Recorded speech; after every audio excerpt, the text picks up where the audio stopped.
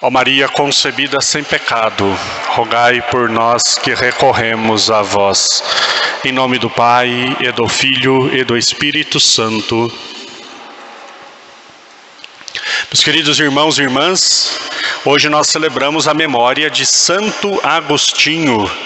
Santo Agostinho é um grande santo da Igreja Católica, viveu há muito tempo, logo no começo da Igreja, no século III para o IV, porém é um grande santo que viveu uma história de conversão muito bonita.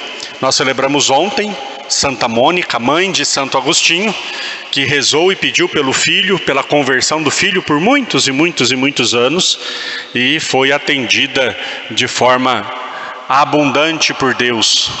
Deus não só converteu o seu filho em cristão católico, como ela pedia, que visse o seu filho cristão católico, não só o converteu como cristão católico, mas o fez bispo, e muito mais do que ser bispo, o fez santo.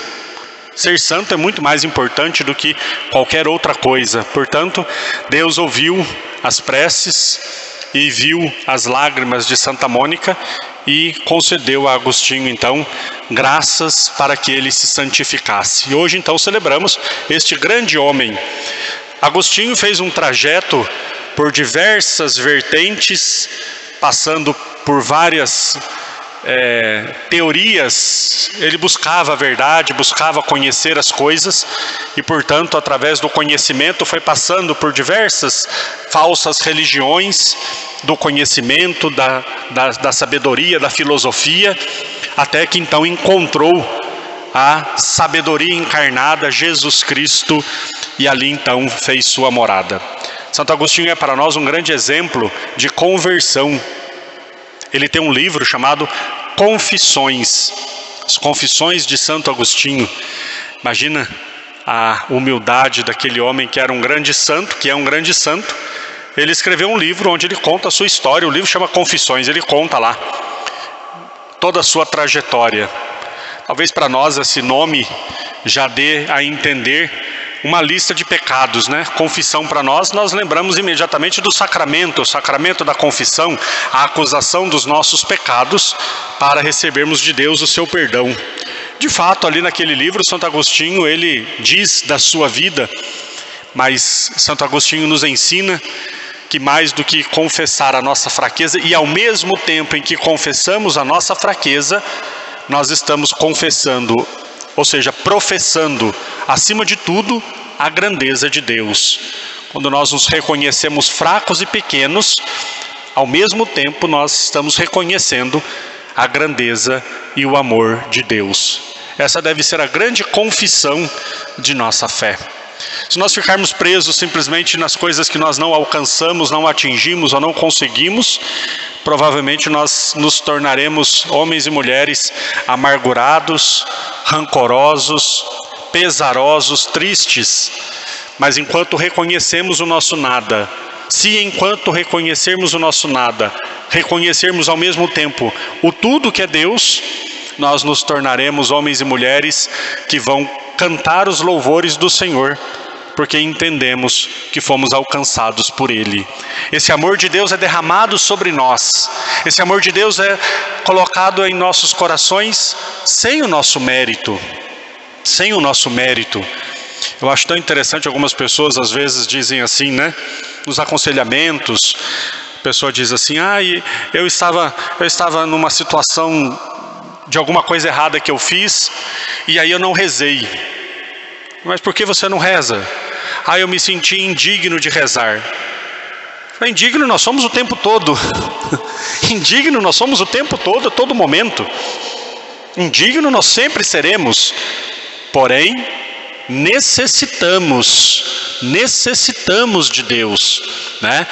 Então esse sentimento, esse amor é derramado sem que nós mereçamos. Nós não merecemos ser cristãos, nós não merecemos ser batizados. Deus, no seu amor, derramou sobre nós esta graça, né? Nós não somos dignos, mas nós precisamos reconhecer que necessitamos desse amor.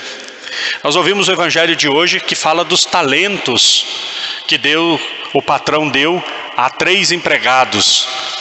Os empregados não mereciam aqueles talentos. O patrão deu porque o patrão é bom. Como nós não merecemos as graças de Deus, e Deus nos dá a sua graça porque Ele é bom.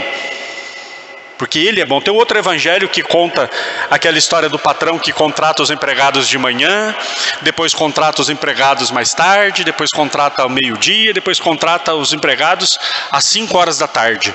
E no final o patrão paga a mesma quantidade a todos. E aí os que começaram a trabalhar primeiro reclamam porque trabalharam o dia todo. E aí o patrão diz, olha, eu não fui injusto, eu paguei o que combinei com você. Ou você está com inveja porque eu sou bom? Essa é a pergunta do patrão. É Deus. Nós às vezes vemos as coisas boas acontecendo na vida do irmão e ficamos com raiva. Mas por que Deus dá graças a ele? Porque Deus é bom, não porque nós merecemos. Porque Deus é bom. Vejam, esse evangelho que nós lemos hoje, que nós escutamos, fala justamente da graça de Deus. Nós muitas vezes refletimos esse evangelho de forma muito equivocada. Nós às vezes entendemos, talvez por causa da palavra, né? Quando nós usamos a palavra talento, nos remete a capacidades nossas, né? E aí muitas vezes, eu já fiz reflexões assim, já escutei reflexões assim, dizendo, né? Olha, Deus te deu talentos, então você tem que colocar os talentos a serviço da comunidade. Né? Se você tem o talento de cantar, se você tem o talento de ler, se você tem o talento, então exercite esse talento.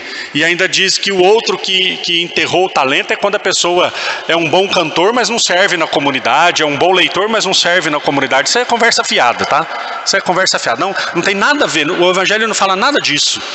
O evangelho fala do nosso batismo. O talento que Deus nos deu, esse dom que Deus nos deu, é a sua graça de forma especial pelo batismo.